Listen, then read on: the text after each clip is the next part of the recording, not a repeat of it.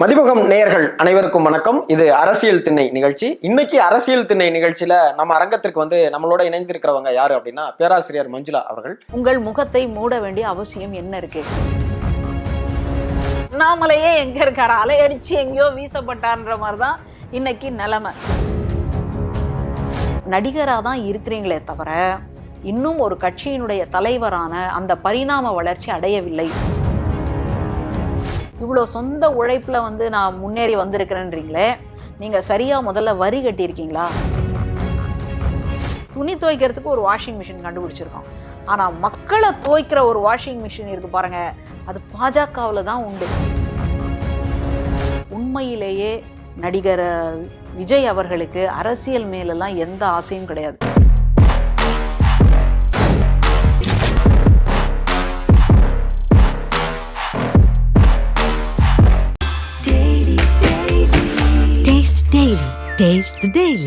டயா booster சுகரை control பண்ணும், உங்க ஆரோக்கியத்தை மீட்டு தரும். சர்க்கரையை கட்டுப்படுத்துறதுக்கான எளிமையான வழிமுறை, இயற்கையான வழிமுறை. அனைத்து மருந்து கடைகளிலும் கிடைக்கும். வணக்கம்.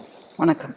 பரபரப்பான அரசியல் சூழல்ல எதிர்கட்சி தலைவர் திரு எடப்பாடி கே பழனிசாமி அவர்கள் தமிழ்நாடு முழுக்க தேர்தல் பிரச்சாரம் மேற்கொண்டுட்டு இருக்காங்க.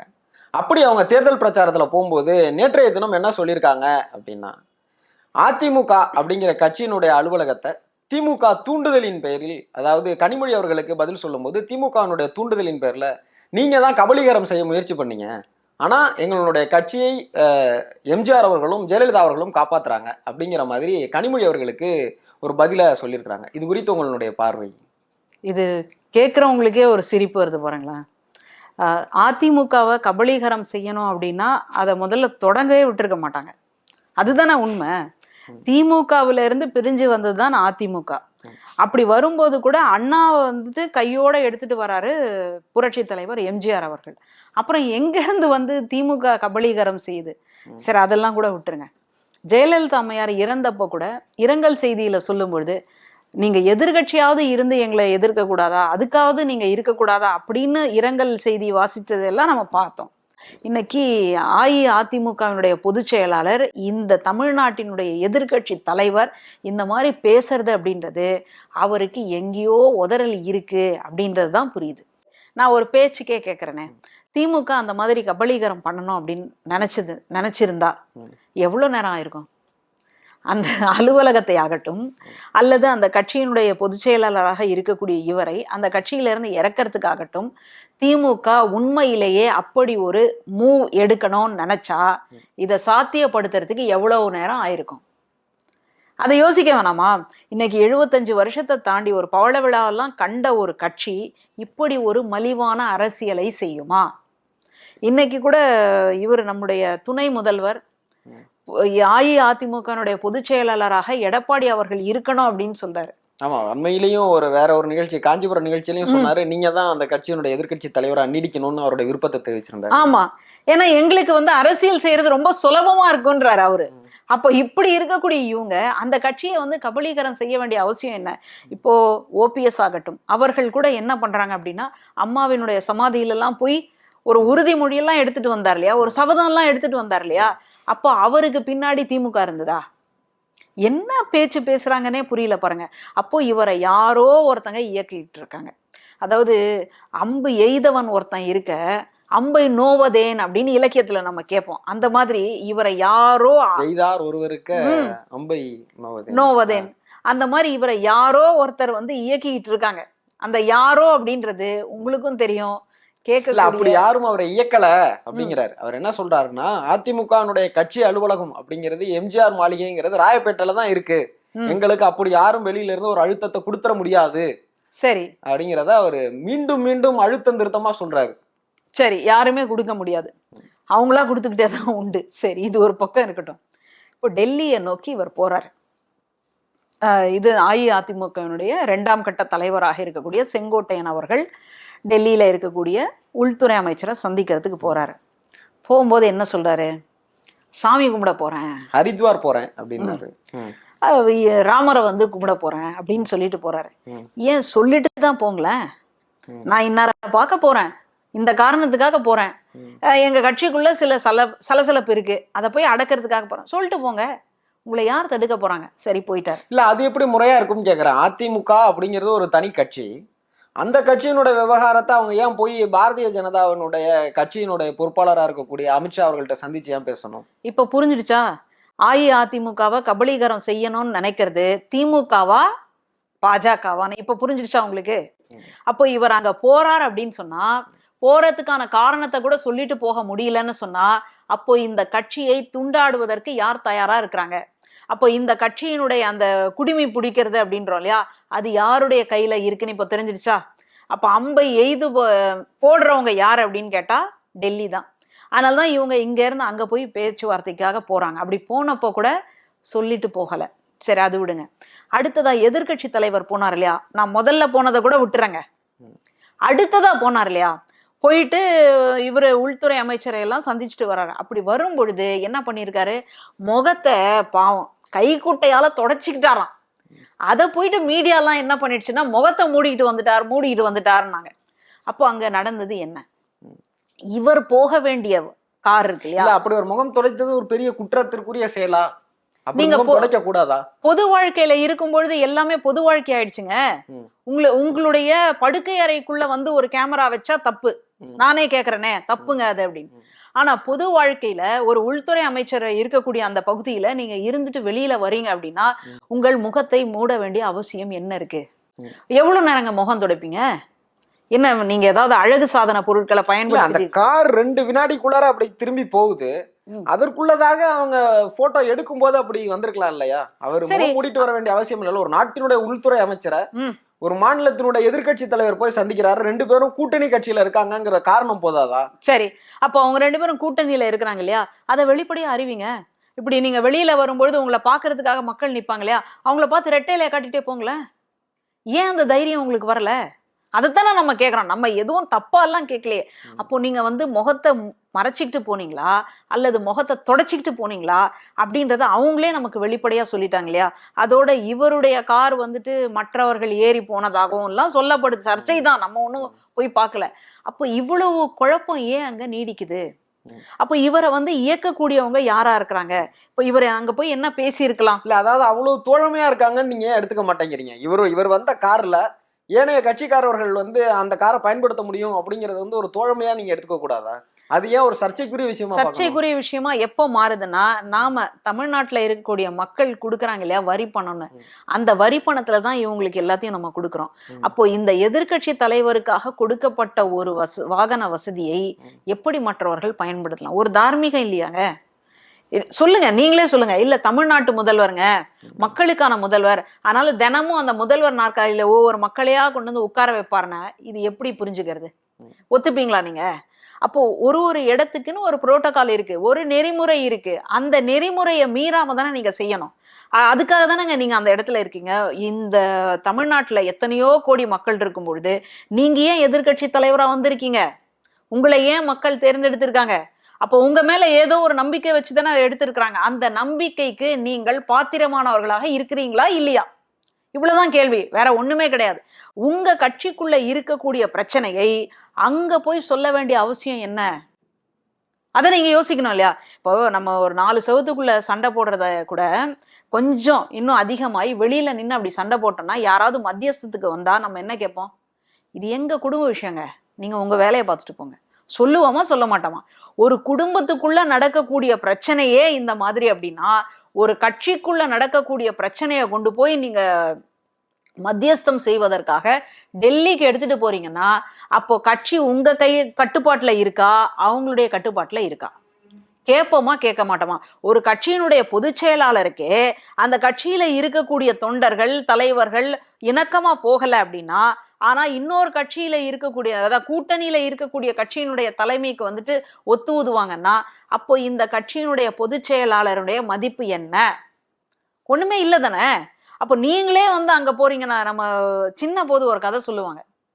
2 பூனைங்க சோம்பப்படி வச்சுக்கிட்டு சண்டை போடுது.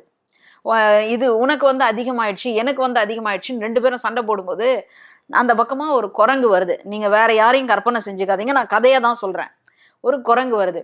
இந்த 2 பூனை என்ன நினைக்குது, இந்த குரங்கை வச்சு நம்ம வந்து மத்தியஸ்தம் அம்பையர் மாதிரி வச்சுக்கலாம் அப்படின்னு சொல்லி கூப்பிட்டு, எங்க 2 பேருக்குள்ள சோம்பப்படி பிரிக்கிறதுல பிரச்சனை, இதை வந்து சரிசமமா பங்கிட்டு போயிடுங்க. ரொம்ப சந்தோஷம் அதுக்கு, குரங்குக்கு. கொடுங்க அப்படின்னு சொல்லி பார்த்து 2 பக்கத்துல கிண்ணம் வச்சு, ஒரு கிண்ணத்துல கொஞ்சம் இன்னொரு கிண்ணத்துல போட்டுச்சு. பார்த்தா வலது கை பக்கத்துல அதிகமா இருக்கிற மாதிரி இருந்தது. உடனே எடுத்து என்ன பண்ணிருக்கணும், இடது கை பக்கத்துல இருக்கிற கிண்ணத்துல போட்டிருக்கணும் இல்லையா, அதுக்கு பதிலா அதை எடுத்து வாயில போட்டுச்சு. இப்ப சமமா இருக்காங்க. இப்ப பார்த்தா இடது கை பக்கம் இருக்கிறது வந்து அதிகமா இருக்கு, அதை எடுத்து வாயில போட்டுச்சு. இப்படி மாத்தி மாத்தி மாத்தி மாத்தி போட்டதுல சோம்பப்படியே காலி ஆயிடுச்சு. இந்த இடத்துக்கு தான் அஇஅதிமுகவை கொண்டு போய் வைக்கிறதுக்காக எடப்பாடி அவர்கள் பிரயத்தனப்படுறார் அப்படின்னு தான் நம்ம பயப்படுறோம். இன்னைக்கு கூட திமுக சொல்லக்கூடிய வாதம் என்ன, நீங்க தனியா கூட நில்லுங்க, அல்லது செதறி போயிருக்கு இல்லையா, அந்த அஇஅதிமுகவை ஒன்னா கொண்டு வாங்க, ஒன்னா கொண்டு வந்து இணைச்சு தேர்தலை சந்திச்சு எதிர்கட்சி தலைவராக நீங்க மறுபடியும் வாங்க அப்படின்னு சொல்றோம்.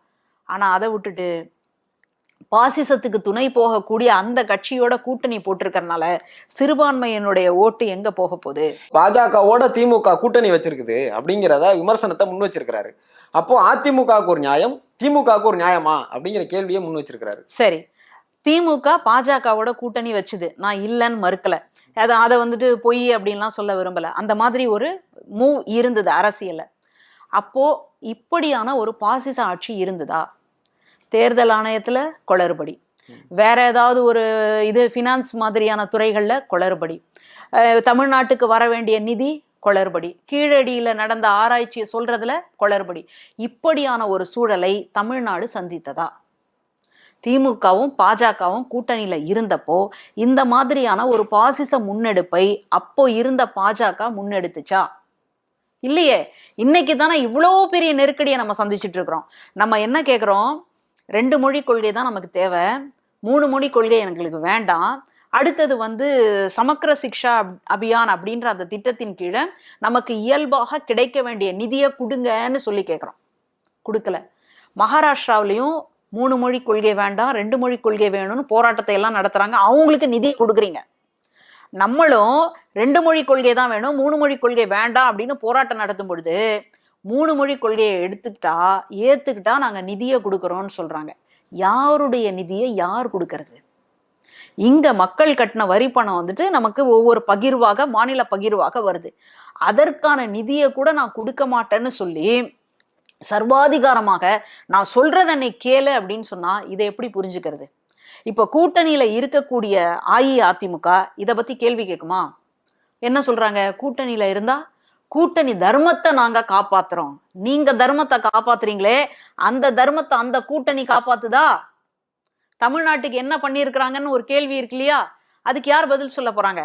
அப்போ இந்த மாதிரி ஒரு சூழலை தான் நம்ம வந்து கேள்வி கேட்கிறோம். அதனால பாஜகவோட யாரும் கூட்டணி வைக்காதீங்கன்னு சொல்லல, ஆனா பாஜகவினுடைய கொள்கை என்ன, இன்னைக்கு அது எதை நோக்கி போயிட்டு இருக்கு, இன்னைக்கு ஏன் வந்து தொங்கும் பாராளுமன்றமாக இன்னைக்கு ஏன் மாறி இருக்கு, இன்னைக்கு ஏன் அங்கங்க ஓட்டு திருட்டுகள்னு ஏன் நடக்குது? அப்போ ஒட்டு மொத்தமாக மனித உரிமைன்னு ஒண்ணு இருக்கு இல்லையா, ஜனநாயகத்தினுடைய பெருமைன்னு ஒண்ணு இருக்கு இல்லையா, அது எல்லாத்தையும் ஒழிச்சு கட்டுறதுக்கான ஒரு வேலையை பார்க்கறதுனால்தான் பாஜக இப்படி இருக்கேன்னு சொல்லி நம்ம சொல்றோம்.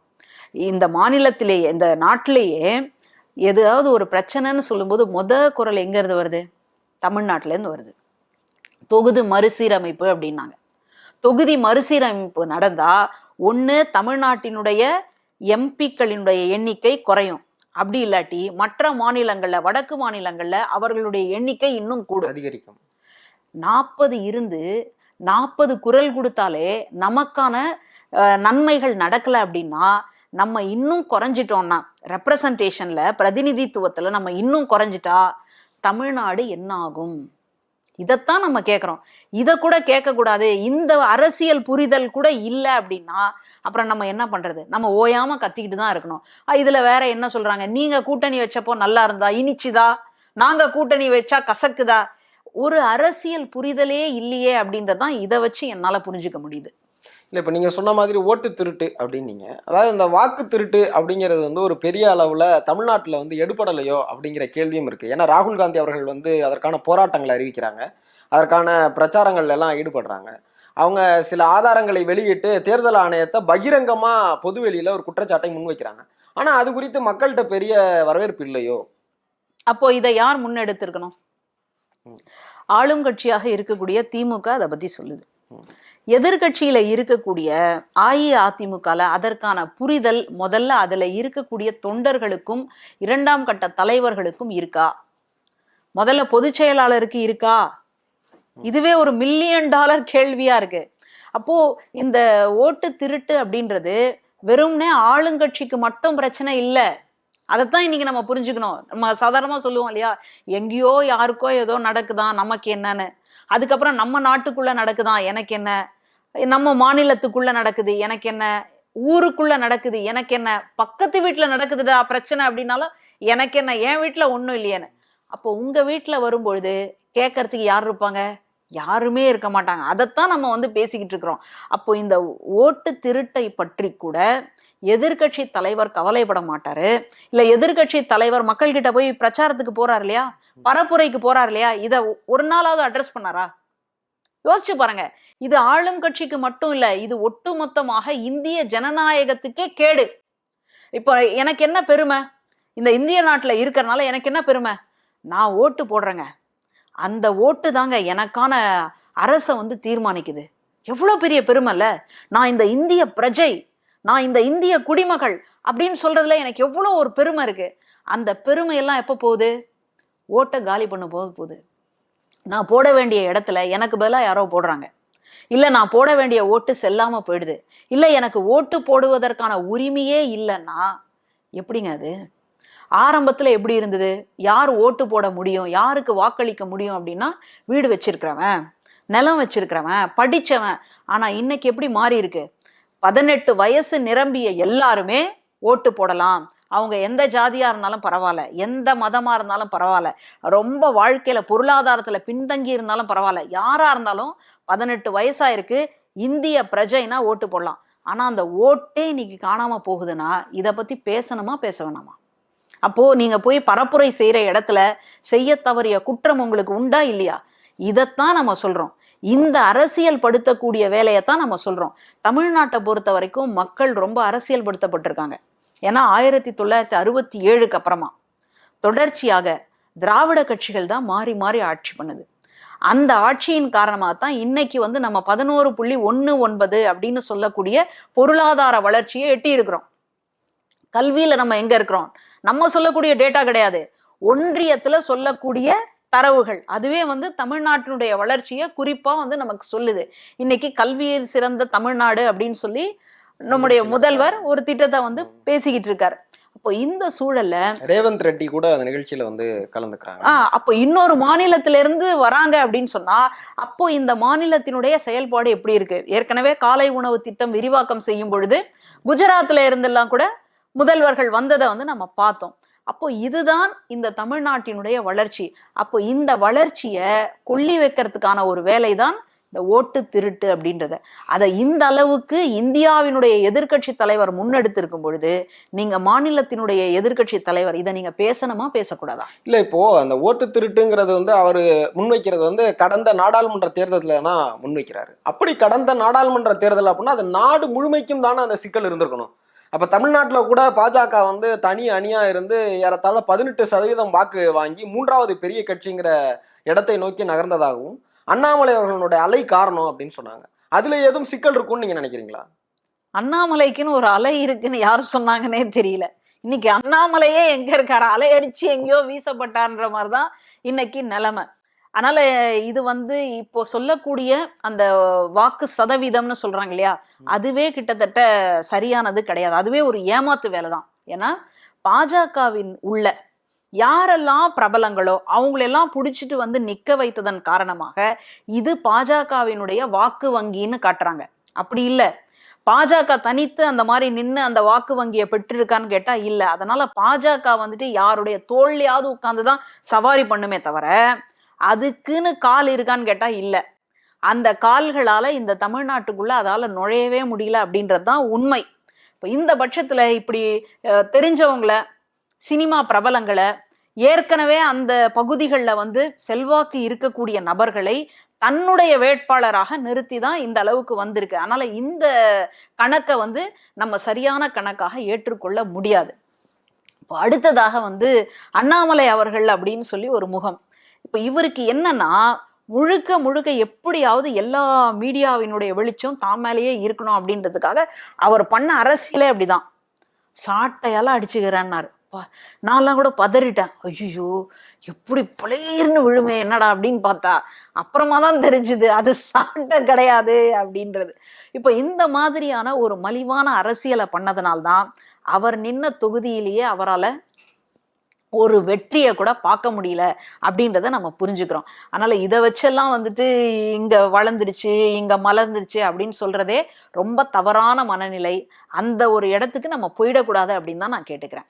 அண்ணாமலை அவர்கள் வந்து முன்னாள் பாஜகவினுடைய மாநில தலைவராக இருந்தாங்க. சமீபத்தில் அவர் மேலே ஒரு பெரிய அலிகேஷன் ஒன்று முன்வைக்கப்பட்டுச்சு. என்னன்னா, கிட்டத்தட்ட 36 கோடி ரூபாய்க்கு அவர் வந்து ஒரு நிலம் வாங்கியிருப்பதாகவும், கோயம்புத்தூர்ல ஈஷா யோகா மையத்திற்கு பக்கத்துல உள்ள ஒரு பெரிய நிலத்தை வந்து அவர் வாங்கியிருக்காரு. அது முறைகேடா இருக்கு, வருமானத்திற்கு மீறிய சொத்து சேகரிப்பா இருக்கு அப்படிங்கிற மாதிரியான ஒரு பெரிய விமர்சனம் அவர் மேல முன்வைக்கப்படுது. அது குறித்து உங்களுடைய கருத்து என்னன்னு? அவரே பாவம் ஒரு விவசாயி. நான் ஏதோ ஆடு மாடு மேய்ச்சிப்பேன், ஆடுகளை எல்லாம் ஓட்டிப்பேன் அப்படின்னு சொல்லி சொல்றாரு. இப்போ புரிஞ்சிருச்சா? அவர் முன்னெடுத்த அரசியல் என்பது அவருடைய சட்டை பையை நிரப்புவதற்கான அரசியல். அவ்வளவுதான். அவர் மறுபடியும் எங்க வந்து நிற்கிறார்னா, ஒரு பதவி, ஒரு ஆட்சி, ஒரு அதிகாரம். ஏன்னா கர்நாடகாவில இருந்து அவர் ராஜினாமா பண்ணிட்டு வர்றாரு. அங்கேயே கூட இவர் ராஜினாமா பண்ணாரா, ராஜினாமா பண்ண வச்சாங்களா அப்படின்னு ஒரு சர்ச்சை இருக்கு. அது இருக்கட்டும். அதெல்லாம் முடிச்சுட்டு இவர் பாஜக பக்கத்துல வந்து சாஞ்சு நிற்கிறார், முட்டு கொடுத்து நிற்கிறார் அப்படின்னு சொன்னா எதுக்காக? ஏதோ ஒரு ஆதாயத்தை தேடித்தான். மக்களுக்கு சேவை செய்யணுங்கிற எண்ணம் அவருக்கு உந்தி தள்ளி இருக்க கூடாதா? அவர் அதற்காக இந்த இடத்துக்கு வந்திருக்க கூடாதா? சரி, மக்களுக்கு சேவை செய்யறதுக்காக தான் அந்த ஒரு நிலத்தை வாங்கி வச்சிருக்காரா? பதில் சொல்லுங்க. அந்த நிலைமை நீங்க இன்னும் கூட பாத்தீங்க அப்படின்னா, ஈஷா யோகா மையம் அமைஞ்சிருக்கக்கூடிய அந்த இடமே காட்டு பகுதிக்கு உட்பட்ட நிலம் இல்லையா? அது வந்து யானைகள் போவதற்கான ஒரு வழித்தடம் அப்படின்லாம் சொல்றாங்க. யானைகள்லாம் ஊருக்குள்ள பூந்துருச்சுன்றாங்க. இல்ல, நாம தான், மக்கள் தான் வந்து காட்டுக்குள்ள போயிட்டு நம்மளுடைய வீடா வந்து அதை மாத்தி இருக்கறனால யானை என்னைக்குமே தன்னுடைய வழித்தடத்தை மறக்காது. அதனால அந்த வழியா வருது. இப்ப ஈஷா யோகா மையம் இருக்கு அப்படின்னால அந்த இடமே முதல்ல லீகலைஸ்டான இடமா? மனசாட்சியோட சொல்லணும் இல்லையா? அவர் வந்து சிவராத்திரி நடத்துறாரு, அதுல வந்து இந்தியாவினுடைய முக்கிய தலைவர்கள்லாம் போய் கலந்துக்கிறாங்க அப்படின்னா எப்படி கலந்துக்க முடியும்? எந்த அடிப்படையில கலந்துக்கிறாங்க? இப்படி வந்து ஒரு சட்டவிரோதமாக ஒரு பண பரிவர்த்தனை நடந்துதானே அந்த இடம் வந்து ரெஜிஸ்டர் ஆயிருக்கா, ஆகலையா, ஆவதாக சொல்லப்பட்டிருக்கா, இப்படி ஒரு குற்றச்சாட்டு. இன்னொரு பக்கம் அங்க போன பெண்களினுடைய நிலைமை என்னன்னு தெரியல. அங்க வந்துட்டு தன்னுடைய பிள்ளைகள் 2 மகள்கள் உள்ள மாட்டிக்கிட்டாங்க அப்படின்னு சொல்லி ஒரு அப்பா வந்துட்டு எவ்வளோ பெரிய அலிகேஷன் வச்சாரு. அந்த வழக்கும் இன்னும் நிலுவையிலே இருக்கு. அங்க வந்து உள்ளுக்குள்ள ஒரு தகன மேடை இருப்பதாக சொல்லப்படுது. அந்த தகன மேடை வந்து பயன்படுத்தப்படாமல் இருக்குன்றாங்க. ஒரு ஆசிரமத்துக்குள்ள தகன மேடை வைப்பதனுடைய அவசியம் என்ன? அவங்க யாரு? இந்த நாட்டினுடைய பிரஜைகள் தானே. அப்ப இந்த நாட்டினுடைய பிரஜைகளுக்குன்னு ஒரு சுடுகாடோ இடுகாடோ இருக்கு இல்லையா? அங்கதானே வந்து அடக்கம் செய்யணும். உள்ளுக்குள்ளேயே ஒரு தகன மேடையை வச்சிருக்கீங்கன்னா யாரை எரிக்கிறதுக்காக வச்சிருக்கீங்க சொல்லுங்க? இல்ல அந்த குருவா இருக்கக்கூடிய அவருக்காக பிரத்யேகமாக செஞ்சிருக்கிறீங்களா? என்னன்னே புரியல பாருங்க. அப்போ இவ்வளோ பிரச்சனைகள் அங்க இருக்கு.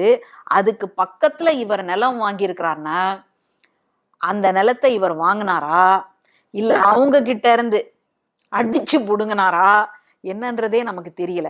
இப்போ அந்த நிலத்தினுடைய விலை என்ன, அதுக்கான மதிப்பு என்ன அப்படின்றது தான் இன்னைக்கு நமக்கு செய்திகள் வந்து சொல்லப்படுது. அப்போ இந்த பணத்துக்கு இவர் எங்க போனார்? இவர் வேட்பாளரா நிற்கும் பொழுது எனக்கு என்னெல்லாம் சொத்து இருக்குன்னு சொல்லி சொன்னார். உண்மையா? அதுலயும் வந்து மனைவியும் சம்பாதிக்கிறாங்க, அந்த சம்பாத்தியம் அப்படின்றது எங்களுடைய தினப்படி செலவுக்கும் அப்புறம் மற்றதுக்கும் அப்படின்னு சொல்லி சொல்றாரு. அப்போ அவங்க சம்பாதிக்கிறதாகட்டும் இவர் சம்பாதிக்கிறதாகட்டும் ரெண்டுத்தையும் சேர்த்தா கூட இந்த பணம் வராதே. எங்க இருந்து வந்தது? யார் அடிச்சு புடுங்கினீங்க? யார் பதில் சொல்ல போறாங்க?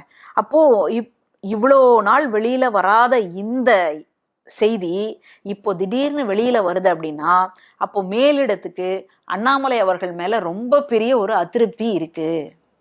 எப்படி நாடாளுமன்ற தேர்தல் முடிச்ச உடனே இவரை வெளிநாட்டுக்கு அனுப்பி வச்சு படிக்க சொன்னாங்க பாருங்க. எனக்கு அப்பவே சந்தேகம், இத்தோட முடிஞ்சு அப்படின்னு.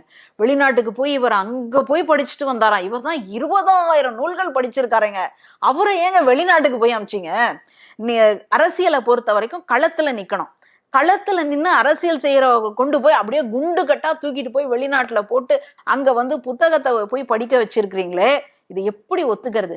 அப்படின்னா அப்போ டெல்லி மேலிடத்துக்கு இவர் மேல ரொம்ப பெரிய ஒரு அதிருப்தி. இவர் என்ன சொல்லிட்டாரு, நான் எப்படி வளர்த்துருக்கேன் தெரியுமா, கிராமங்கள் எல்லாம் வளர்ந்துருச்சு, மூளை முக்குல எல்லாம் வளர்ந்துருச்சு அப்படின்னு சொன்னதுனால அமித்ஷா உள்ளிட்ட பல்வேறு தலைவர்கள் இவர் சொன்னதை வந்து நம்பி, அதனால தமிழ்நாட்டில் இத்தனை சீட் வந்துடும் அத்தனை சீட் வந்துடும் நினைச்சிட்டு இருக்கும் பொழுது சுத்தமா கழுவி கவுத்தி வைக்கிற மாதிரி 40க்கும் 40 திமுகவும் திமுகவினுடைய கூட்டணி கட்சிகளும் தான் வெற்றி பெற்றனன்னு பாக்குறோம்.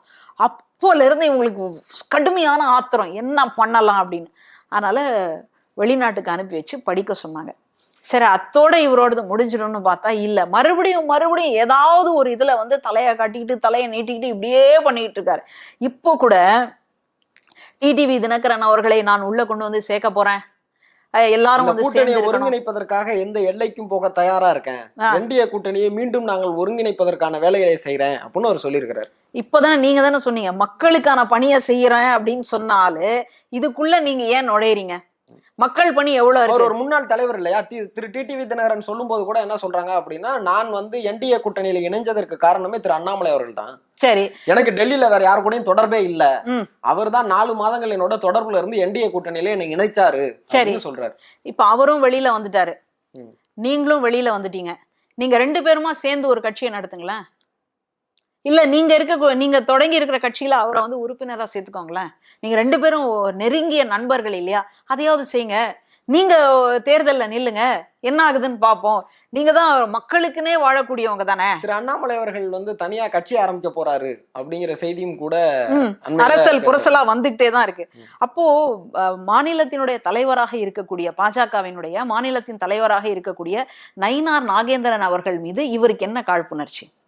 இவர் எப்படி ஒரு குறிப்பிட்ட காலத்துல தலைவராக இருந்தாரோ அந்த மாதிரி அடுத்த தலைவராக இவர் வந்திருக்கிறார்.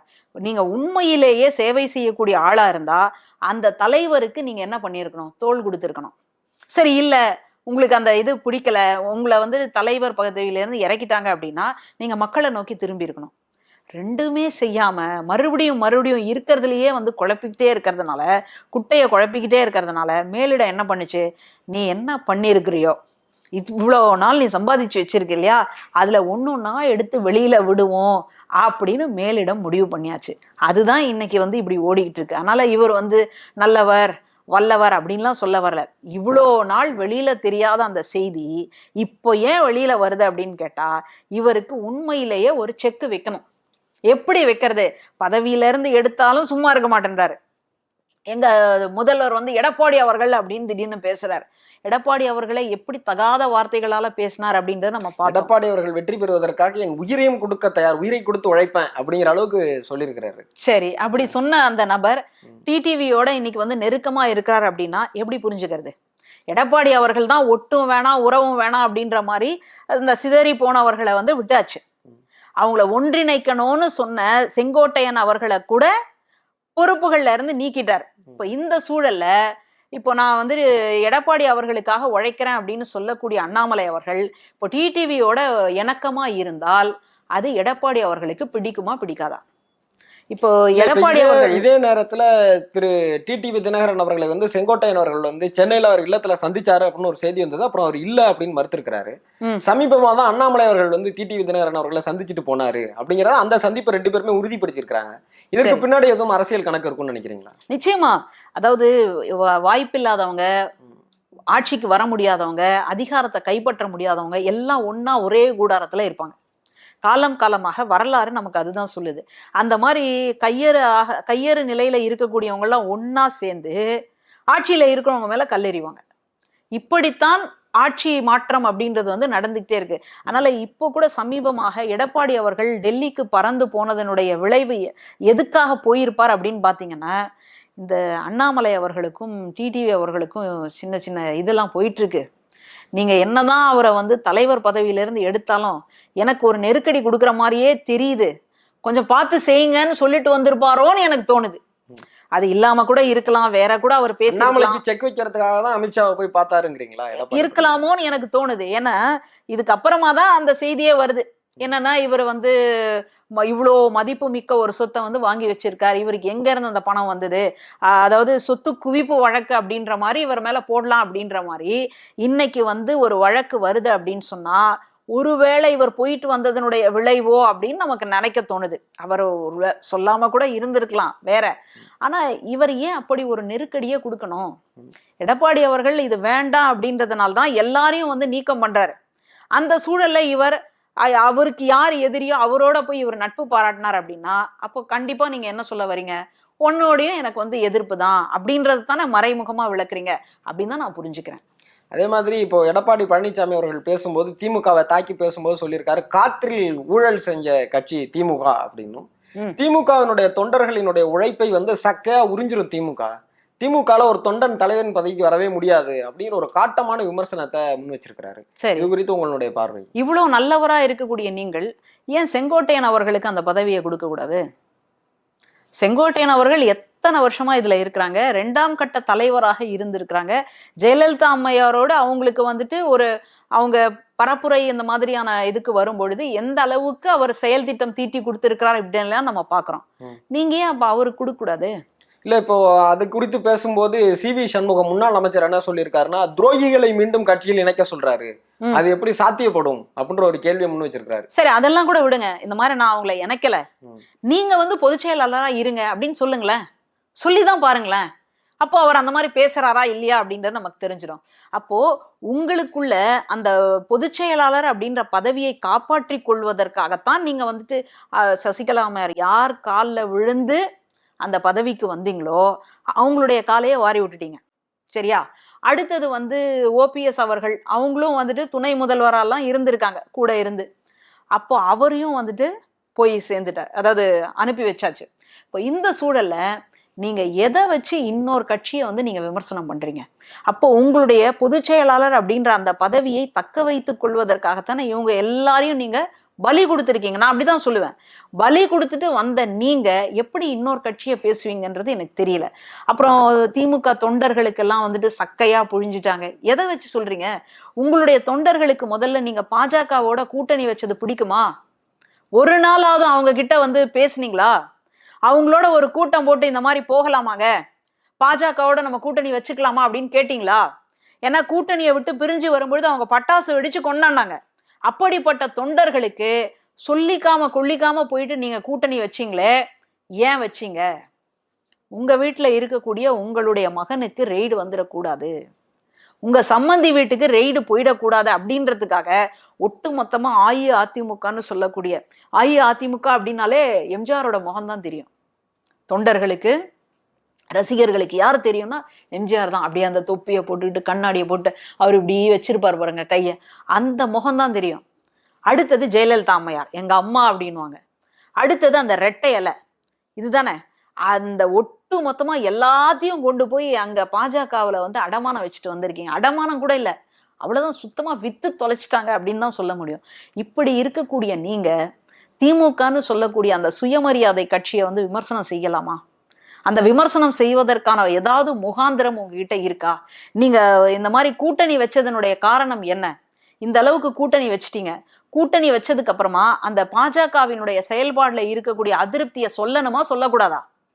கூட்டணியில இருக்கிறதுனாலயே நாங்க வந்து குடியுரிமை திருத்த சட்டத்துக்கு சரின்னு சொன்னோம் அப்படின்னு சொல்லிட்டு கூட்டணியை விட்டு வெளியில வந்ததுக்கு அப்புறமா நாங்க எதிர்க்கிறோம்னு பேசுறீங்க. சிறுபான்மையினர் எப்படி உங்களை நம்புவாங்க? கூட்டணியில இருக்கிறோம் அப்படின்றதுக்காகவே இந்த வேளாண் திருத்த சட்டத்துக்கெல்லாம் ஆதரவு கொடுத்தீங்க. இன்னைக்கு வந்துட்டு வேளாண் திருத்த சட்டத்துக்கு எதிராக ஒரு மனநிலை எடுக்கிறீங்க இல்லையா? இது எப்படி பாக்குறது? கூட்டணியில இருக்கும் பொழுது நான் ஒரு விவசாயி இல்ல, அவர் வந்து சட்டமன்றத்திலேயே ஏந்திரிச்சு கேட்டாரு, சிறுபான்மையினருக்கு எங்கேயாவது பாதிப்புன்னா சொல்லுங்க, நாங்க CA சட்டத்துல இருந்து நாங்க விளக்கம் கேட்கறதுக்கோ அல்லது அந்த சட்டத்தை தடுத்து நிறுத்துவதுக்கு போராடுறதுக்கோ நான் தயாரா இருக்கேன், அது எங்கன்னு சொல்லுங்க அப்படின்னு வீராவேசமா ஏந்திரிச்சு சட்டசபையிலே முழங்கினாரு. சரி, அதாவது இந்த சிறுபான்மையின மக்களுக்கான பாதுகாவலன் யாருன்னா அதிமுக தான் அப்படின்னு அவர் பல இடங்கள்ல பதிவு செஞ்சிருக்காரு. சரி, இப்போ சமீபமா எவ்வளவு பிரச்சனை ஓடிக்கிட்டு இருக்கு. திருப்பரங்குன்றத்துல இருந்து எவ்வளவு வந்துட்டு அது வந்து சிக்கந்தர் மலையா கந்தர் மலையா இந்த மாதிரி எல்லாம் ஓடிக்கிட்டு இருக்கு இல்லையா? என்ன பண்ணீங்க? வக்பு திருத்த சட்டம்னு ஒண்ணு என்ன பண்ணீங்க? நீங்க வந்துட்டு அப்படியே கொதிச்சு இப்ப நீங்க சொல்ற மாதிரி அப்படியே கிளர்ந்து எழ போறேன் அப்படின்னு உணர்ச்சி வச பொங்க பேசுறீங்க இல்லையா? என்ன நடவடிக்கை எடுத்தீங்க? கூட்டணியில தானே இருக்கீங்க. என்ன பேசுனீங்க? வக்பு திருத்த சட்டத்துக்கு எதிராக என்ன பண்ணீங்க? நீங்க இணக்கமா இருக்கீங்களே, அவங்க கிட்ட பேசி இது வேணான்னு சொல்லி தடுத்து நிறுத்த வேண்டியதானே? ஏன் சட்டத்தை நோக்கி நம்ம போறோம்? ஏன் நீதிமன்றத்தை தேடி போறோம்? அப்போ கூட்டணியில இருக்கும் பொழுது உங்களால செய்ய முடியல அப்படின்னா கூட்டணியே உங்களை வம்படிச்சு உள்ள இழுத்து இருக்கிறாங்க. உள்துறை அமைச்சர் சென்னைக்கு வரும்பொழுது அவர் பின்னாடி ஒரு பேனர் இருந்தது, அதாவது கூட்டணி கட்சியினுடைய சந்திப்பு அப்படின்னு சொல்லி இருந்தது. ஆனா யாருமே வரல கடைசி வரைக்கும். கடைசியா இவரே அந்த இடத்த விட்டு காலி பண்ணிட்டு போய் எல்லாரையும் பார்த்து எப்படியாவது சாயங்காலத்துக்குள்ள அஇஅதிமுகவை உள்ள கொண்டு வரணும் அப்படின்னு சொல்லி ஒரு பிளானை போட்டு அது என்ன பேசினாங்களோ, யார் கை காலில் விழுந்தாங்களோ, யாருக்கு என்ன நெருக்கடி கொடுத்தாங்களோ தெரியல. திடீர்னு பார்த்தா சாயங்காலம் பிரஸ் மீட் நடக்குது. உள்துறை அமைச்சர் பேசுறாரு, அஇஅதிமுக தலைமையில தான் கூட்டணி அப்படின்னு சொல்லி சொல்றாரு. அப்போ கூட முதல்வர் வேட்பாளர் யாரெல்லாம் அவர் சொல்லலை. சரி விட்டுட்டு போங்க. அது பக்கத்திலேயே எடப்பாடி அவர்கள் உட்கார்ந்து இருக்கிறார், அதுக்கு பக்கத்துல அண்ணாமலை அவர்கள்லாம் உட்கார்ந்து இருக்கிறார். எடப்பாடி அவர்கள்லாம் ஒரு நிகழ்ச்சிக்கு வந்தாருன்னா எப்படி சிரிப்பாருங்க. ஒரு வெள்ளந்தியான ஒரு மனுஷனா இருப்பாரு. ஈன்னு அந்த எல்லா பற்களும் தெரிகிற மாதிரி வெள்ளையா சிரிப்பார். அன்னைக்கு ஒரு சிரிப்பு இருந்ததா? உள்துறை அமைச்சர் பேசுறாரே தவிர இந்த தமிழ்நாட்டினுடைய எதிர்க்கட்சி தலைவராக இருக்கக்கூடிய யாருடைய தலைமையில கூட்டணி அமைச்சிருக்கிறாங்களோ அந்த நபர் ஒரு வார்த்தை பேசினாரா? எப்படி இதை புரிஞ்சுக்கிறது? அப்போ ஒரு நெருக்கடியின் பெயரால் தான் அங்க இருக்கிறார். அந்த நெருக்கடி என்ன நெருக்கடி? நான் தான் இந்த கட்சியினுடைய பொதுச் செயலாளராக இருப்பேன், என்னுடைய மகனுக்கும் என்னுடைய சம்பந்திக்கும் வீட்டுக்குள்ள ரெய்டு வந்துடக்கூடாது, இதுதானங்க நெருக்கடி. இப்படி எல்லா இதையும் நீங்க வச்சுக்கிட்டு அதை அப்படியே திருப்பி விடுறாங்க பாருங்க. திமுகவில் இப்படி இருக்கு, திமுகவில் ஒரு அடித்தொண்டன் வர முடியுதா? இப்போ வந்திருக்கக்கூடிய பதவியில இருக்கக்கூடிய ஒவ்வொரு நபரும் மக்களால் தேர்ந்தெடுக்கப்பட்டவர்கள். இப்போ நம்ம துணை முதல்வர்னு சொல்றோம். உதயநிதி அவர்கள் சட்டமன்ற உறுப்பினர். சட்டமன்ற உறுப்பினர்னா கட்சியில இருக்கிறவங்க தேர்ந்தெடுக்கிறது கிடையாது, இந்த மண்ணினுடைய மக்கள் ஓட்டு போட்டு தேர்ந்தெடுக்கிறவங்க தான். அப்படிதான் வந்திருக்கார். கனிமொழி அம்மையார் அவர்கள், அவங்களும் இந்த மண்ணினுடைய மக்கள் தேர்வு செஞ்சு வந்திருக்கிறாங்க. நான் கேட்குறேன், எடப்பாடி அவர்கள் எத்தனை முறை அந்த மாதிரி ஜெயிச்சிருக்காரு? அவர் பதவி ஏற்றதுக்கு அப்புறமா தொடர் தோல்விதான். 10 தோல்வி எடப்பாடி அவர்கள், 11 தோல்வி எடப்பாடி அவர்கள் அப்படின்னு பத்திரிகையில செய்திகள் படிக்கிறோம். அப்போ இந்த அளவுல இருந்துட்டு எப்படி இன்னொருத்தர் மேல ஒரு விமர்சனம் வைக்கிறாருன்னு திமுகவினுடைய கூட்டணி உடையும் அப்படின்னும், திமுகவினுடைய கூட்டணியில இருக்கக்கூடிய காங்கிரஸ் கட்சியினுடைய மாநில செயலாளர் அவர்களை ஒருமையிலையும் விமர்சிச்சிருக்காரு. இது குறித்து நீங்க என்ன நினைக்கிறீங்க? கூட்டணி உடையணும்னு அவர் ஆசைப்படுறார். ஆசை இருக்கலாம், ஆனா நடைமுறை அப்படியா அப்படின்னு கேட்டா இல்ல. இந்த கூட்டணிகளை தீர்மானிக்கிறது டெல்லி மேலிடம். காங்கிரஸ்க்கு வந்துட்டு அந்த தேசிய கட்சிக்கு எப்பவுமே தேசியத்துல இருக்கக்கூடிய தலைவர்கள் தான் முக்கியமான முடிவுகளை எடுப்பார்கள். அந்த மாதிரி பாத்தீங்கன்னா ராகுல் காந்தி அவர்களாகட்டும், நம்முடைய முதல்வர் ஸ்டாலின் அவர்களாகட்டும், 2 பேரும் இணக்கமான முறையில இருக்காங்க. இப்போ பீகார்ல நடந்த பேரணிக்கு கூட இங்கேருந்து முதல்வர் போறாரு, இங்கேருந்து போய் தன்னுடைய ஆதரவை வந்து தெரிவிக்கிறாருன்னு சொல்லி பார்க்குறோம். அதனால ராகுல் காந்தி அவர்கள் எடுக்கக்கூடிய அத்தனை முயற்சிகளுக்கும் பின்னாடி இருந்து வந்து தோள் கொடுக்கக்கூடியவராக முதல்வர் இருக்கிறார். இது டெல்லி மேலிடத்துக்கு நல்லா தெரியும், காங்கிரஸ்ல இருக்கக்கூடிய தேசிய தலைவர்களுக்கு நல்லாவே தெரியும். அப்படி இருக்கிற பட்சத்துல இவர் சொல்லக்கூடிய அந்த உளுத்து போகக்கூடிய குற்றச்சாட்டுகள் எல்லாமே எப்படியாவது திமுகவை விட்டு காங்கிரஸ் பிரிஞ்சு வந்துடாதா, அந்த காங்கிரஸோட நம்ம கூட்டணி வச்சுக்கலாமா அப்படின்ற ஒரு கணக்கு தானே தவிர இதுல வேற எந்த விதமான உண்மையும் கிடையாது. அதான் நிதர்சனமான உண்மை. அப்படி இருக்கிற பட்சத்துல இங்க இருக்கக்கூடிய மாநில தலைவரை செல்வ பெருந்தகை அவர்களை இந்த அளவுக்கு கண்ணியமற்ற வார்த்தைகளால பேசுவது எப்படி சரியா இருக்கும்? நீங்க சாதாரண மனிதரா? நீங்க சாதாரணமா ஒருத்தர் எடப்பாடி அவர்கள்னு இந்த ஊர்ல இருக்காருங்க, அவர் வந்துட்டு மாநில தலைவரை இப்படி பேசிட்டாருங்க அப்படின்னா கூட மன்னிச்சு விட்டுடலாம். ஆனால் ஒரு மாநிலத்தினுடைய எதிர்க்கட்சி தலைவர் கடமை, கண்ணியம், கட்டுப்பாடுன்னு முழக்கிய அறிஞர் அண்ணாவினுடைய கொள்கைகளால வளர்ந்த அந்த ஒரு கட்சியில இருக்கக்கூடிய ஒரு நபர், நீங்க போயிட்டு ஒரு ஒடுக்கப்பட்ட சமூகத்தை சார்ந்த ஒரு மனிதரை இந்த அளவுக்கு விமர்சனம் செய்யலாமா? எவ்வளவு மோசமான போக்கு அதுக்கு பாருங்க. பின்னாடி அப்படி ஒரு கண்ணோட்டம் இருக்குன்னு நீங்க என்ன பாக்குறீங்களா? இல்லாட்டி உங்களால பண்ணியிருக்க முடியுமா? வேற யாராவது இருந்திருந்தா நீங்க இந்த அளவுக்கு விமர்சனம் செய்வீங்களா? அப்படி செஞ்சா சும்மா இருப்பாங்களா? அப்போ இவங்களை கேட்கறதுக்கு ஆள் இல்லை அப்படின்ற மாதிரியான ஒரு மனநிலை. இந்த மனநிலையை யார் உற்பத்தி பண்றாங்க? இந்த மனநிலைக்கு பின்னாடி யார் இருக்கிறாங்க அப்படின்றது உங்களுக்கு புரிஞ்சிருக்கும்னு நான் நினைக்கிறேன். அப்போ ஒரு மத ரீதியாக அல்லது சாதி ரீதியாக ஒரு வெளியை தூண்டக்கூடிய வேலையை தொடர்ச்சியாக ஒன்றியத்துல இருக்கக்கூடிய அரசு பண்ணிக்கிட்டே இருக்கு. ஆனால்தான் தேர்தல் பிரச்சாரத்துல கூட காங்கிரஸ் என்ன பண்ணும் அப்படின்னா, இந்துக்களினுடைய தாலிகளை எல்லாம் பறிச்சுட்டு கொண்டு போய் இஸ்லாமியர்கள் கிட்ட கொடுத்துடும். இந்துக்கள் வீட்டுல 2 மாடுகள் இருந்தா 1 மாடை கொண்டு போய் இஸ்லாமியர் வீட்டுல கொடுத்துடும் அப்படின்னு ஒரு பாசிச ரீதியான பிரச்சாரத்தை செய்தவர்களினுடைய கூட்டணியில இவர் இணைஞ்சிருக்கிறதுனால்தான் இந்த அளவுக்கு ஒரு மலிவான வார்த்தைகளை பேசியிருக்கிறார். இல்லாட்டி இப்படி ஒரு விமர்சனத்தை அவர் வச்சிருக்க மாட்டார் அப்படின்னு நான் நம்புறேன். ஒரு கண்ணியமிக்க சொற்களோட பேசியிருக்கணும் அப்படின்னு நான் விரும்புறேன். தமிழக வெற்றி கழகத்தினுடைய தலைவரும் திரைப்பட நடிகருமான திரு விஜய் அவர்கள் சனிக்கிழமை தோறும் தன்னோட அரசியல் பிரச்சாரங்களை மேற்கொண்டுட்டு வர்றாரு. அவருடைய பிரச்சாரம் குறித்து நீங்க உங்களுடைய கருத்து தெரியும்? அவர் ரொம்ப நாளா நம்ம ஒர்க் ஃப்ரம் ஹோம்னு சொல்லிட்டு இருந்தோம். அப்புறம் சில பேர் பனையூர் பண்ணையார் அப்படின்னுட்டு இருந்தாங்க. யாரா இருந்தாலும் வீட்டுக்கு வரவழைச்சு அவங்களுக்கு உதவி செய்யறதோ அவங்கள பாக்குறதோ, அதனால ஒரு பண்ணையார் மனநிலையில இருக்கிறாரு அப்படின்னு நினைச்சோம். ஆனா இன்னைக்கு பாருங்க, மக்களை தேடி அவர் வரார். இதை நம்ம கொண்டாடணும் இல்லையா? இது நாள் வரைக்கும் அவர் மக்களை சந்திக்க மாட்டார், மக்களுக்கும் அவருக்கும் தூரம், அவர் வேற, அந்த மாதிரி எல்லாம் சொல்லிட்டு இருந்தப்போ இன்னைக்கு மக்களை தேடி ஒவ்வொரு தொகுதியாக ஒவ்வொரு பகுதியா போய் பார்க்கறாரு, சந்திக்கிறாரு. திமுக வேற நெருக்கடியா கொடுக்குது. திடீர்னு அனுமதி கொடுக்க மாட்டேன்னு, திடீர்னு அப்படி பண்ணுது இப்படி பண்ணுதுன்னு. ஆனா இவ்வளவு நடந்ததுக்கு அப்புறமா கூட மக்களை போய் சந்திக்க முடியுது அப்படின்னா அவர்கள் சொன்ன குற்றச்சாட்டுல உண்மை இல்லை. இல்ல, அவங்க அனுமதியே நீதிமன்றத்துல போய் தான் அனுமதிகள் எங்களுக்கு வழங்கப்படுது, எங்களுக்கு முறையான மத்த எல்லாருக்கும் வழங்கப்படுவதை விட கடுமையான நெருக்கடிகள் எங்களுக்கு கொடுக்கப்படுதுங்கிற ஒரு குற்றச்சாட்டை முன்வைக்கிறாங்க. போன வாரம் பேசக்கூடிய திரு விஜய் அவர்கள் என்ன சொல்றாரு, என்ன மிரட்டி பாக்குறீங்களா சிஎம் சார் அப்படின்னு நேரடியாகவே திரு ஸ்டாலின் அவர்களை நோக்கி ஒரு பகிரங்கமான குற்றச்சாட்டை முன்வைக்கிறாரு. இந்த மாதிரி இதுக்கு முன்னாடி இருந்த ஜெயலலிதா அம்மையார் கிட்ட உங்களால பேசி இருக்க முடியுமா? யோசிச்சு பாருங்க. படத்துல ஒரு பாடலோ ஒரு சீனோ ஒரு டயலாக்கோ அன்னைக்கு இருக்கக்கூடிய அரசுக்கு எதிராக ஒரு வார்த்தை வருது அப்படின்னா அந்த படமே வெளியில வராது. இதுதானே நடைமுறை. அப்படி வெளியில வராத அந்த படத்துக்காக நீங்க போய் அவங்க காலில் விழாத குறையா அவங்க வீட்டு வாசல்ல நின்று அதுக்கப்புறமா மன்னிப்புலாம் கேட்டு உங்களுக்கு நாங்க பிரச்சாரம் பண்றோம் ஒரு அணில் மாதிரின்னு சொன்னதுனால தானே படங்கள்லாம் ரிலீஸ் ஆச்சு அப்படின்றத பார்த்தோம். பரப்புரையில கூட நடிகர் விஜய் அவர்கள் அப்போ அஇஅதிமுகவுக்கு பிரச்சாரம் பண்ணதை எல்லாத்தையும் நம்ம பார்த்தோம். நமக்கு என்ன வரலாறு மறந்துடுமா? இல்லை யாருக்காவது மறதி நோயா? எனக்கு தெரியல.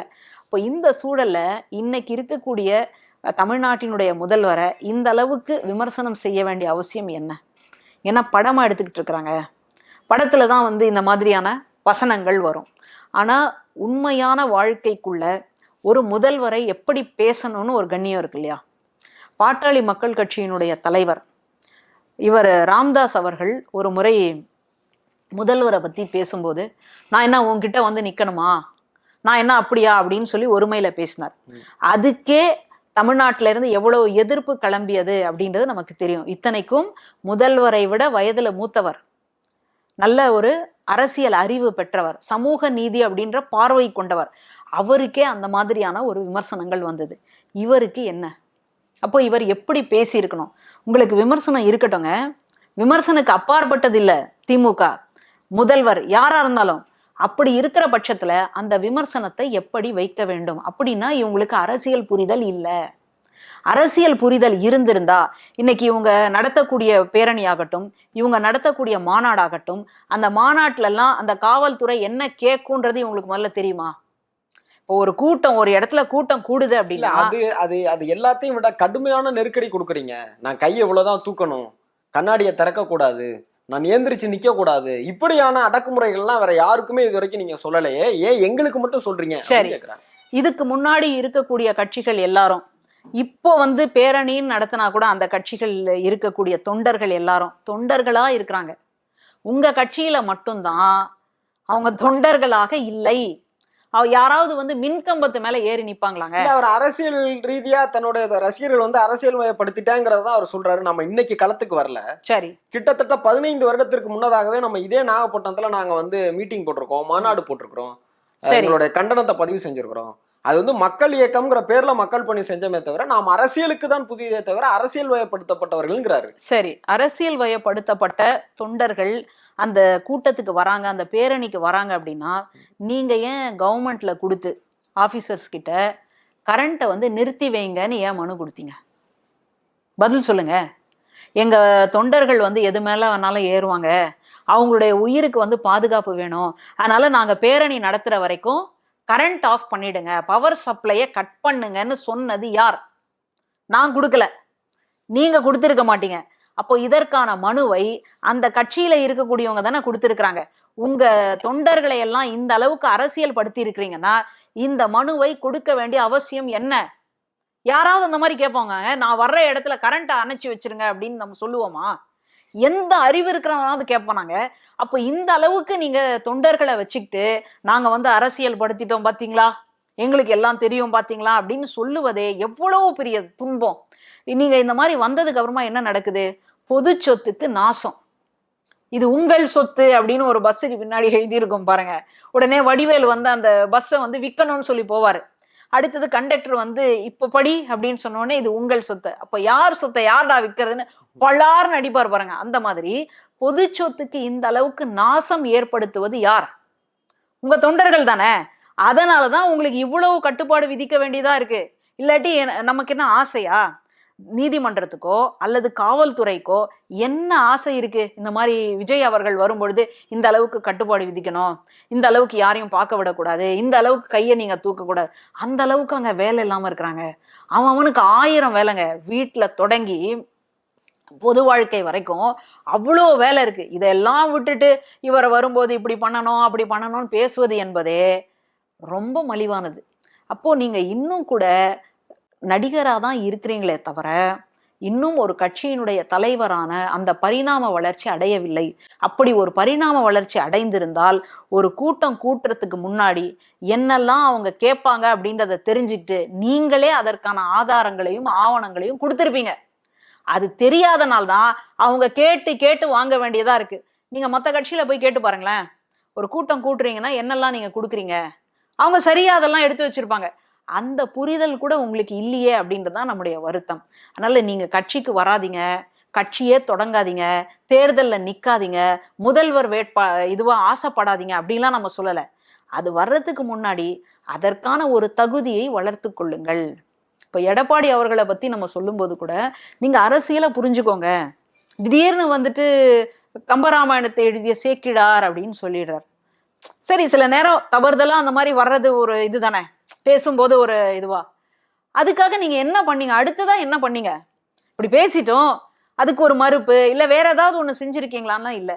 தூத்துக்குடியில துப்பாக்கி சூடு நடந்தப்போ நான் தொலைக்காட்சியில பார்த்து தான் தெரிஞ்சுக்கிட்டேன் இது ஒரு அரசியல் தலைவருக்கு சரியா. ஆனா முதல்வரா இருந்து நீங்க பேசுறீங்கன்னா இது எப்படி புரிஞ்சுக்கிறது? உலக நாடுகள் இந்தியாவை எப்படி வியந்து பார்க்குது, உலக நாடுகள் தமிழ்நாட்டை எப்படி கொண்டாடிக்கிட்டு இருக்கு. இந்த சூழலை நீங்க இப்படி பேசியிருக்கிறீங்கன்னா உங்களை அரசியல் அறிவு இருக்கிறதாக இந்த உலகம் நம்புமா நம்பாதா? இல்லை, இப்போ கடந்த முறை போன வாரம் வந்து நாகப்பட்டினத்தில் பேசும்போது திரு விஜய் அவர்கள் என்ன சொல்றாங்க அப்படின்னா, வருகிற 26 சட்டமன்ற தேர்தலுங்கிறது 2 கட்சிக்கு தான் போட்டி, ஒன்னு டிஎம்கே இன்னொன்னு டிவிகே அப்படிங்கிறாங்க. அந்த இடத்தை எட்டிடுச்சா? என்ன பண்றதுனே தெரியல. இந்த பழமொழி ஒண்ணு சொல்லுவாங்க, தடி எடுத்தவன்லாம் தண்டல்காரன் அப்படின்ற மாதிரி.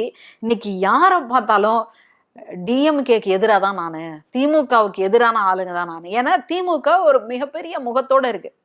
இந்த காய்ச்ச மரம் தான் கல்லடிப்படும் அப்படின்ற மாதிரி திமுக அந்த இடத்துக்கு வந்தாச்சு. அப்போ திமுகவினுடைய இடம் தான் இப்போ எல்லாருக்கும் எதிர்ப்பா ஒரு பெரிய அலை வீசுதுன்னு நம்புறீங்களா? திமுகவினுடைய இடத்தை எல்லாருக்கும் பிடிக்கணும்னு ஒரு ஆசை இருக்கு.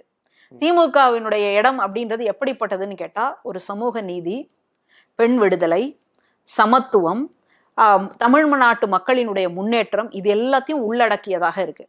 காலை உணவு திட்டம், அப்புறம் தமிழ் புதல்வன், இது இந்த மாணவிகளுக்கு புதுமை பெண், அடுத்தது விடியல் பேருந்து, உரிமை தொகை, மாற்றுத்திறனாளிகளுக்கான பிரத்யேக திட்டங்கள், அடுத்தது இந்த கொரோனா மாதிரியான காலங்களில் அப்பா அம்மா இழந்து போனவங்க, அவங்களுடைய கார்டியன் அல்லது பாட்டி தாத்தாவால் வளர்க்கப்படக்கூடிய நபர்களுக்கும் அந்த குழந்தைங்களுக்கும் 2000 ரூபாய் இன்னைக்கு கொடுக்குறாங்க.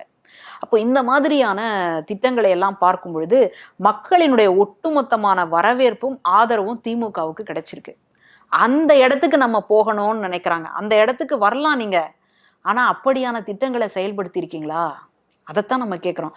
அதனால இவங்க எல்லாருக்கும் என்னன்னா, திமுக இன்னைக்கு இருக்கக்கூடிய அந்த தகுதியை வந்து பார்க்குறாங்க. ஒரு லாரிக்கு பின்னாடி எழுதியிருந்தான் என்னன்னா, என்னுடைய வளர்ச்சியை பார்க்காதே, என்னுடைய முயற்சியை பார்.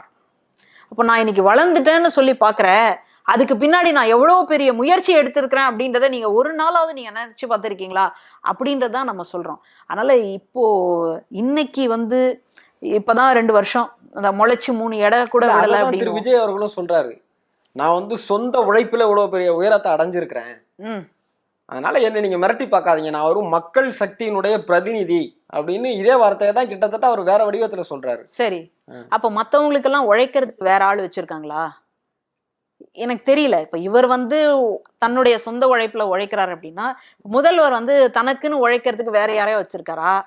துணை முதல்வர் அந்த மாதிரி வச்சிருக்காரா? திமுகவில் இருக்கிறவங்க அந்த மாதிரி வச்சிருக்காங்களான்னு கேட்டா ஒண்ணுமே இல்லை. அப்ப பேசும்போதே எப்படியான ஒரு நிலைப்பாடுன்றது பாருங்க. இவ்வளோ சொந்த உழைப்புல வந்து நான் முன்னேறி வந்திருக்கிறேன்றீங்களே, நீங்க சரியா முதல்ல வரி கட்டியிருக்கீங்களா? உங்களுடைய சொத்துக்கான வரி முதல்ல சரியா கட்டியிருக்கீங்களா? வெளிநாட்டுல இருந்து ஒரு காரை வந்து இறக்குமதி பண்ணீங்களே, அதற்கான வரியை கட்டினீங்களா? இந்த இவ்வளோ பெரிய ஊழலை பண்ணிட்டு கடைசியில காத்துல ஊழல் பண்றவங்க, இது விஞ்ஞானத்துல ஊழல் பண்றவங்க அப்படின்னு அந்த தப்ப இன்னொருத்தர் மேல திருப்பி விடுறீங்களா? எவ்வளவு சாமர்த்தியம் நீங்க! அப்ப யாரோ வந்து இந்த வசனத்தை எல்லாம் எழுதி கொடுக்குறாங்க பாருங்க, அவ்வளோ அச்சு அசலா நல்லா எழுதி கொடுக்குறாங்க. என்ன திரும்ப மேல்முறையீடு போயிருக்காங்க அப்படின்னா, அந்த வழக்கு விசாரணைக்கான தீர்ப்பு 2019 கொடுத்திருக்கணும், 2021 கொடுத்திருக்கீங்க. காலதாமதமாக வழங்கப்பட்ட நீதியா இருக்கு, அதனால அதை கேன்சல் பண்ணணும் அப்படின்னு அவங்க மேல்முறையீடு போயிருக்காங்க. அப்போ நீங்க குற்றம் செய்யலன்னு நீங்க வரல, நான் குற்றம் செய்யலைங்க, நான் நிரபராதிங்க அப்படின்னு சொல்ல வரல, நான் குற்றம் பண்ணியிருக்கேன், ஆனா நீங்க லேட்டா வந்து தண்டனை கொடுக்குறீங்க. இது எப்படிங்க புரிஞ்சுக்கிறது? விஜய் அவர்கள் திட்டமிட்டேவா அந்த வருமான வரி ஏய்ப்பு செஞ்சிருப்பாரு? அவருக்கு அவ்வளவு பணம் இருக்கு, அதாவது நம்ம வரி கட்டலாங்கிற திட்டமிட்டே செஞ்சிருப்பாரு நம்புறீங்களா? இப்ப திட்டமிடாம தான் செஞ்சிருப்பாரா? இப்போ வருமான வரித்துறை வீட்டுக்கு வந்து சோதனை நடத்துது. சோதனை நடத்தும் பொழுது அவர் சொன்னதை விட அதிகமான பணம் வீட்டுல இருக்கு, கணக்குல வராத பணம். அதைத்தான் அவங்க என்ன சொல்றாங்கன்னா, நீங்களா முதல்லயே இந்த மாதிரி இருக்குன்னு சொல்லியிருந்தா கூட பரவாயில்ல, நாங்களா கண்டுபிடிச்சதுக்கு அப்புறமா தான் தெரிஞ்சது இந்த அளவுக்கு வந்து சொத்து இருக்குன்னு. அப்போ இது தப்பா இல்லையா? அப்போ என்ன வீட்டுல இருக்குன்னு தெரியாத அளவுக்கு அவ்வளவு குவிச்சு வச்சிருக்கீங்களா? யோசிச்சு பாருங்க. அவர் அந்த அளவுக்கு சரியான நபரா இருக்கிறதுனால தானே அவர் வீட்டுக்கு ரைடு போனவரே இன்னைக்கு அவர் கட்சியில ஒரு பதவிக்கு வந்திருக்காரு. அப்படின்னும் போது அவர் ரொம்ப சரியானவரா இருக்கிறாரு அப்படின்னு தானே இதுல இருந்து நம்ம தெரிஞ்சுக்க வேண்டியதா இருக்கு. சரி, அப்படின்னா அப்போ எந்த ஆதாயத்தை நோக்கி அவர் வந்திருக்காருன்றத புரிஞ்சுக்கலாம். இப்போ நான் வந்து வந்திருக்கேன், உங்க வீட்டுல வந்து ரெய்டு முடிச்சிருக்கேன். ரெய்டு முடிச்ச உடனே நமக்குள்ள ஒரு ஒப்பந்தம் என்னன்னா, வெளில சொல்லக்கூடாது, நான் இந்த அளவுக்கு உங்களை கவனிச்சேன். அப்படியா தலைவா அப்படின்னு சொல்லி வர்றதுக்கு எவ்வளவு நேரம் ஆக போகுது? இதே தானே பாஜகவிலையும் நடக்குது. பாஜக வந்து எதிர்கட்சியில இருக்கவங்க மேல எல்லாம் ஊழல் குற்றச்சாட்டு வைக்கும், அவங்க வீட்டுக்கெல்லாம் அமலாக்கத்துறை போகும், போனவங்க திடீர்னு பாஜகவில் இணைஞ்சிருவாங்க. இணைஞ்ச உடனே அவங்க அப்படியே புனிதரா மாறிடுவாங்க. பார்த்துருக்கீங்களா? நம்ம துணி துவைக்கிறதுக்கு ஒரு வாஷிங் மிஷின் கண்டுபிடிச்சிருக்கோம், ஆனா மக்களை துவைக்கிற ஒரு வாஷிங் மிஷின் இருக்கு பாருங்க, அது பாஜகவில் தான் உண்டு. அந்த பாஜக இயக்கிறதுனால தான் யார் வந்து ரெய்டுக்கு வந்தாங்களோ அவங்களே இன்னைக்கு கட்சியில சேர்ந்துருக்கிறாங்க அப்படின்னு தான் நான் புரிஞ்சுக்கிறேன். அதனால இவர் முழுக்க முழுக்க தன்னுடைய தவறுகளை இன்னொருத்தர் மேல சொல்றது. இவரோட மக்கள் பணியை பார்த்து அவர் இணைஞ்சிருக்க மாட்டாரா? உண்மையிலேயே மக்களுக்கு சேவை செய்யணுங்கிற எண்ணத்தோட. சரி, மக்களுக்கு என்ன சேவை செஞ்சார் அதை சொல்லுங்க. என்ன சேவை செஞ்சார்? வீடு இல்லாதவங்களுக்கு வீடு கட்டி கொடுத்தாரா? அல்லது வந்து சாப்பாட்டுக்கு வழி இல்லாதவங்களுக்கு வேலை வாய்ப்பு ஏற்படுத்தி கொடுத்தாரா? இல்லை வந்து கொரோனா மாதிரியான காலங்களில் யார் யாருக்கு என்னென்ன செஞ்சாரு? விவசாயிகளுக்கு என்ன பண்ணாரு? அப்புறம் இந்த மின் கட்டணம் இந்த மாதிரிலாம் இருக்கு இல்லையா, அந்த மின்சார வசதிக்கு விவசாயிகளுக்கு என்னெல்லாம் திட்டங்களை ஏற்படுத்தி கொடுத்தாரு? இப்போ வந்துட்டு நான் முதல்வர் ஆயிட்டேன் அப்படின்னு சொன்னா எல்லாத்தையும் மாத்துவேன் அப்படின்றாரு இல்லையா, அப்போ வெளிநாடுகளில் போயிட்டு முதலீடு ஈர்க்கிறதுன்னு இருக்கு இல்லையா, அந்த முதலீடு ஈர்ப்பதற்கு இவர் என்ன திட்டம் வச்சிருக்காரு? இதெல்லாம் சொல்லுங்க. இல்ல இவ்வளோ வருஷமா அவர் அரசியல் நேற்று வரைக்கும் நடிகரா தானே இருந்தாரு. அவர் ஒரு நடிகரா இருக்கிறாரு அப்படிங்கிற பட்சத்தில் அவரால் என்னென்னலாம் செயல்பாடுகள் செய்ய முடியுமோ, ஸ்லோனின் அவர்களுடைய வீட்டுக்கு துப்பாக்கி சூடு நடந்தா அவங்களோட வீட்டுக்கு நேரா போய் பார்த்ததா இருக்கட்டும், அனிதா அவர்களுடைய வீட்டுக்கு நேரா போய் பார்த்ததாக இருக்கட்டும், இந்த மாதிரி ஒரு நடிகர் அப்படிங்கிற போது அவர் என்னென்ன வகையில எல்லாம் இந்த சமுதாயத்திற்கு ஆதரவா செயல்பட முடியுமோ அதெல்லாம் பட்டிருக்கிறாரு. இப்பதானே ஒரு அரசியல் கட்சியா வந்திருக்கிறாரு அப்படிங்கிறத இப்போதானே சொன்னீங்க. அவர் ஆரம்பத்துல இருந்து மக்கள் நற்பணி மன்றமா மாத்தி மக்களுக்கான வேலைகளை பார்த்துட்டு இருக்காங்க. அப்போ ஒண்ணு அதை சொல்லுங்க, இல்ல இதை சொல்லுங்க. அப்போ இவர் நடிகரா இருந்து இவ்வளோ சாதிச்சிருக்காருன்றீங்க, இன்னொரு பக்கம் அவங்க ஏற்கனவே அரசியல் படுத்தப்பட்டார்கள்னு சொல்றாங்க. அதனால இது ரெண்டுமே கோர்வையாக வரவில்லை. உண்மையிலேயே நடிகர் விஜய் அவர்களுக்கு அரசியல் மேலெல்லாம் எந்த ஆசையும் கிடையாது. அவருக்கு ஒரு நடிகனாக அப்படி இந்த பெண்கள் மத்தியில பதவி ஆசை இல்லாதவருங்கிறீங்களா விஜய? பதவி ஆசை இருக்கு, ஆனால் அரசியலுடைய புரிதலோ அரசியல்ல அதுக்கான ஒரு வேலை திட்டம்னு இருக்கு இல்லையா, ஒரு களப்பணின்னு இருக்கு இல்லையா, அதை பற்றி எந்த புரிதலும் அவர்கிட்ட இல்லை. இப்போ எம்ஜிஆர் அவர்கள் கட்சியில இருந்தாரு. அவர் ஆரம்பத்தில இருந்து திராவிட சிந்தனைகளால ஈர்க்கப்பட்டவர், அண்ணாவால ஈர்க்கப்பட்டவர். அதனால திமுகவில் அவர் எத்தகைய பணிகளை எடுத்திருக்கார் அப்படின்றதுலாம் நமக்கு தெரியும். திமுகவில் நின்று அவர் சட்டமன்ற உறுப்பினரெல்லாம் வந்ததெல்லாமே நமக்கு தெரியும். அவருடைய படத்துல இடம்பெறக்கூடிய பாடல்களினுடைய வரிகள்லாம் எப்படி இருக்கணும்னு சொல்லி அவர் ஒவ்வொரு நேரத்தையும் நானே செதுக்குனதுடா அப்படின்னு தலை சொல்லுவார் இல்லையா அஜித், அந்த மாதிரி அவர் ஒவ்வொரு பாடலும் ஒவ்வொரு காட்சியும் எப்படி இருக்கணும், நான் அரசியலுக்கு போயிட்டு இருக்கிறேன், அதனால என் மீதான மக்களினுடைய அரசியல் பார்வை, என்னுடைய பிம்பம் எப்படி இருக்கணும் அப்படின்னு செதுக்கி வச்சார். உங்களுக்கு அந்த மாதிரி உண்டா? மாஸ்டர் படம்லாம் வந்தது, லியோ படம்லாம் வந்தது, எப்படிப்பட்ட வன்முறை! அதுலேயும் அந்த ஏஐயை வச்சு 2 விஜயை பண்ணியிருப்பாங்க பாருங்க. ஒரு விஜய் நல்லவராகவும், மகனாக இருக்கக்கூடிய விஜய் மோசமான வளர்ப்புல வளர்ந்ததாகவும், அந்த அப்பாவையே எதிர்க்கக்கூடிய ஒரு காட்சியெல்லாம் வச்சிருப்பாங்க பாருங்க. இதெல்லாம் எப்படிங்க புரிஞ்சுக்கிறது? நீங்க இன்னும் கூட ஒரு நடிகராக திரைத்துறையினுடைய உச்ச நட்சத்திரமாக தான் நீங்க இருக்கிறீங்க. நமக்கு அதுல எல்லாம் மாற்று கருத்தே கிடையாது. இன்னைக்கு கூட 90 கிட்ஸ் ஆகட்டும், இன்னும் கூட இளைய கிட்ஸ் ஆகட்டும், பெண்கள் ஆகட்டும், உங்களை அப்படி கொண்டாடுறாங்க. நமக்கு அதுலலாம் மாற்று கருத்தே இல்லை, கொண்டாடட்டும். ஏன்னா உங்களுக்கான இடம் அப்படின்றது ஏற்கனவே நிரூபணம் ஆயிடுச்சு. நீங்க அந்த அளவுக்கு அடித்தட்டுல இருந்து வந்திருக்கீங்க. உங்க அப்பா என்பவர் உங்களுக்கு ஒரு முகவரியாக இருந்தார், மறுக்கல. அதை தாண்டி அப்போ உங்களுக்கு பல்வேறு விமர்சனங்கள் வந்தது. இதெல்லாம் ஒரு முகமா, இதெல்லாம் ஒரு ஹீரோவா எப்படி எடுத்துக்கிறது அப்படின்னு அவ்வளோ விமர்சனத்தை எல்லாம் இன்னைக்கு தாண்டி வந்திருக்கீங்க. அதனால இன்னைக்கு இந்த கோடிகளில் நீங்க சம்பளம் வாங்குறீங்க. அதுலலாம் நமக்கு எந்த விதமான மாற்று கருத்தும் இல்லை. ஆனால் அரசியல் வருவதற்கு முன்பாக ஒரு அரசியல் புரிதலை நீங்கள் ஏற்படுத்தி கொள்ள வேண்டும் அப்படின்றதான் நம்ம கேட்குறோம். அதனால உங்களுக்கு திமுகவின் மீது ஒரு மிகப்பெரிய பொறாமை என்பது இருக்கு, அதில் மாற்று கருத்து இல்லை. திமுகவினுடைய இடத்தை யாராலையும் அடைய முடியாது அப்படின்லாம் சொல்லலை. திமுக அந்த இடத்தை அடைஞ்சதுக்கு என்னெல்லாம் பண்ணியிருக்குன்றத பாருங்க, அதை நீங்களும் செய்யுங்க. அதுக்கப்புறமா மக்களை சந்திங்க அப்படின்னு தான் நம்ம சொல்றோம். வேற இவங்கெல்லாம் யாருமே வரக்கூடாது அப்படின்றதுல அதுலெல்லாம் நம்ம உறுதியாலாம் இல்லை. யார் வேணாலும் வரலாம். ஏன்னா இது ஜனநாயக நாடு, இது மன்னராட்சி கிடையாது.